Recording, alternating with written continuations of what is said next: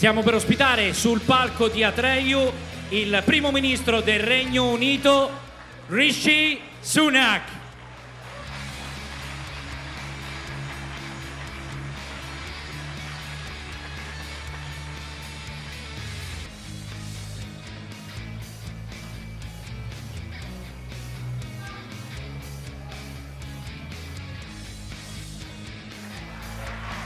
E Giorgia Meloni.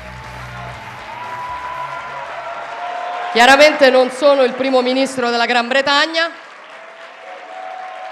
Buon pomeriggio a tutti, bentornati ad Atreju.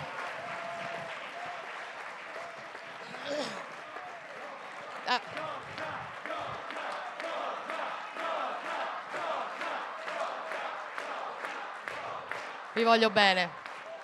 Allora, torno molto velocemente nella mia veste di presentatore ad Atreju, una cosa che ho fatto tante volte, ma davvero ci tengo intanto a ringraziare le persone molto importanti che questa mattina ci hanno onorato della loro presenza. Voglio ringraziare quella persona straordinariamente libera che è il primo ministro albanese Edi Rama.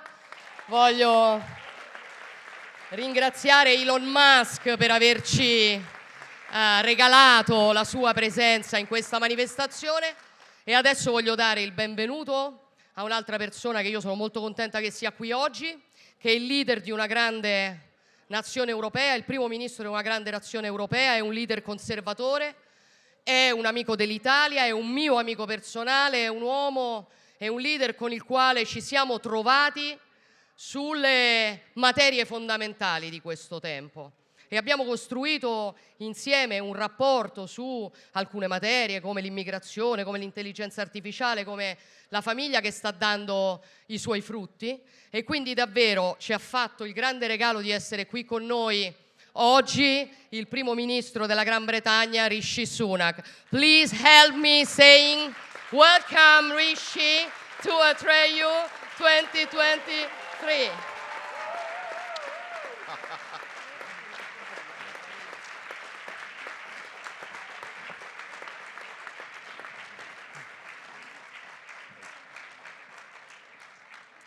Well, buongiorno, it's fantastic to be here in Rome with you all.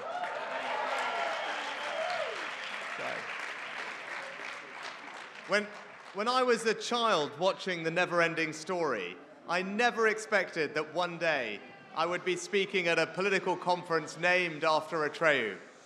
And I know how much this conference, actually this pre-Christmas political festival, owes to you, Georgia. So it's fantastic to be with you here today and to meet you in your hometown in this stunning eternal city.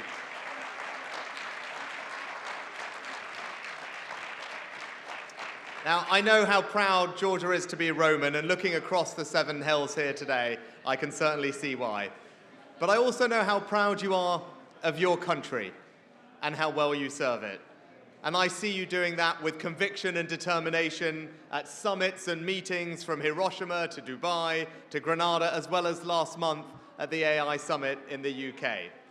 Now, Georgia and I became prime ministers of our countries at pretty much the same time, and we are pretty much the only centre-right leaders in the G7, so we have been drawn to each other. We have built a strong friendship.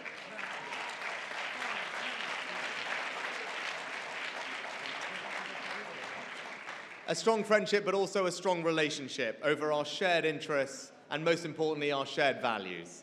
We are both conservative Atlanticists. We are supporters of NATO, the centrality of the Atlantic Alliance. We both believe that it is fundamental that we stand up to Russian aggression, that we support Ukraine in the prospect of a better future.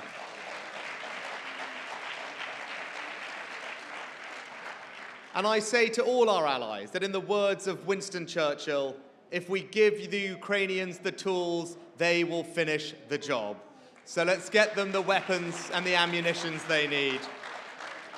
There is nothing conservative about allowing a country's sovereignty to be violated. Conservatives know that the first rule of international politics is that we must always stand firm against aggression and defend our values. Now, in a daunting world, we all need lodestars to guide us. And I'm pleased to say that Georgia and I share some of the same guiding lights. First, the late Roger Scruton, a titan of conservative philosophy. Roger was a great influence on me when I was working in local government and housing issues. He understood that if people are to accept development, it must be in keeping with the character of the place that they call home.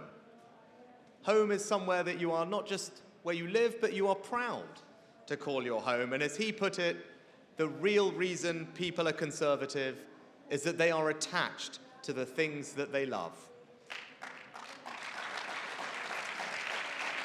Now, next up is Margaret Thatcher.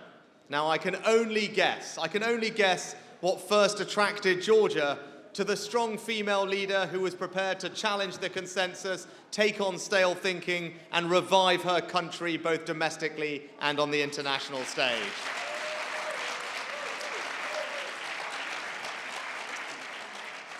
When Georgia came to see me in Downing Street, we had the opportunity to look through some of Margaret Thatcher's personal papers together.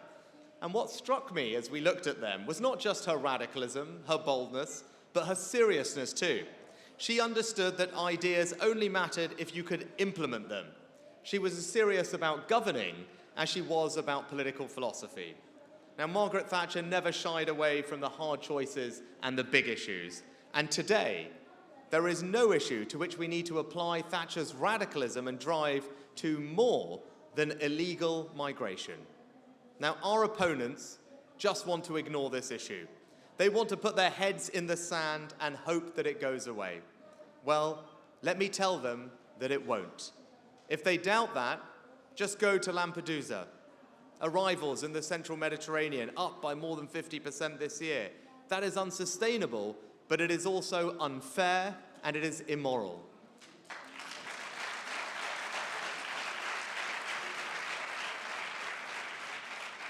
Criminal gangs will find ever cheaper ways to ply their evil trade.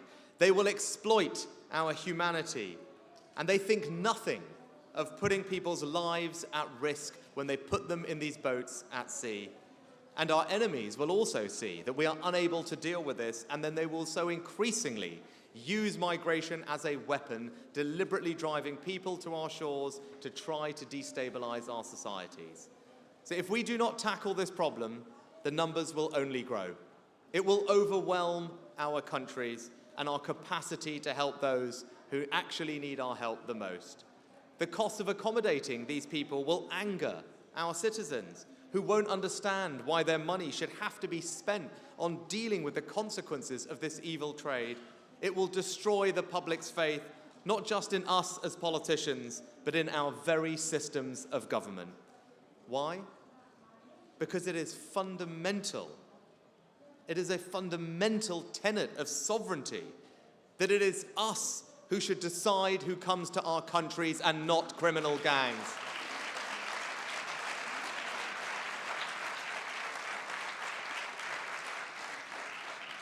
Now, if we cannot deliver on that, our voters will lose patience with us and the way in which their countries are run, and rightly so.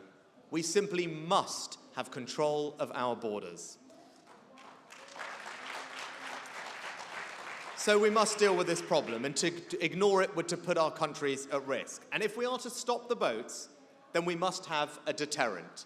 People must know that if they come to our countries illegally, then they won't get to stay. It's as simple as that. Now, making that deterrent credible will mean doing things differently, breaking from consensus. And both Georgia and I are prepared to do that.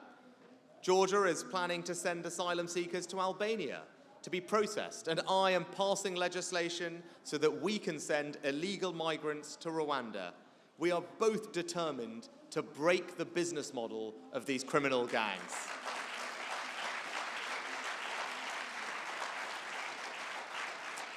And let me say this, if that requires us to update our laws and lead an international conversation to amend post-war frameworks around asylum, then we must do that. Because if we don't fix this problem now, the boats will keep coming and more lives will be lost at sea. Now, the government I lead has shown that deterrence works. In January of this year, we signed an agreement with Albania to show that it is safe. And since then, we have removed 5,000 people, and arrivals from Albania to the UK have fallen by 90%. If people know that they won't get to stay, then they won't come. And that must be our aim, that everyone knows that if they come to Italy or to Britain illegally, then they simply won't get to stay.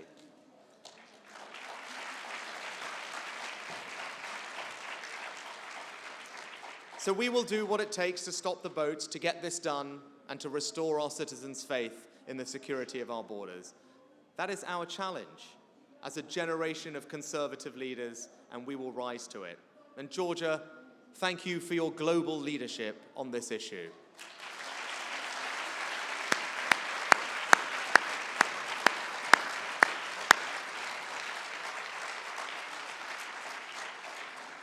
And in closing, let me also say thank you for Italy's staunch stance, standing alongside the UK and our other allies in NATO in standing up to aggression on our continent.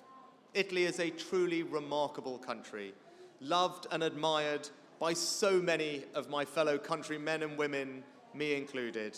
And we go a long way back together, we Brits and we Italians, from Caesar landing on the Kent coast in 55 BC to our construction today of the next generation of fighter aircraft.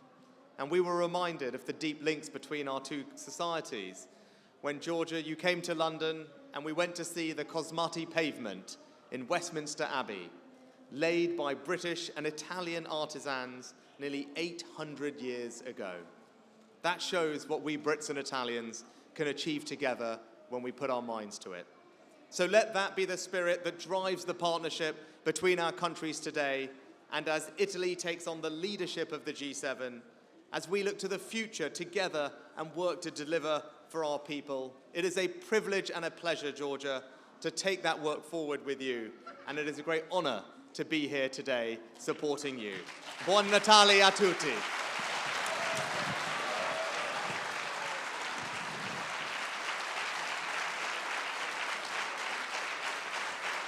Sì. Facciamo rumore per Rishi Sunak.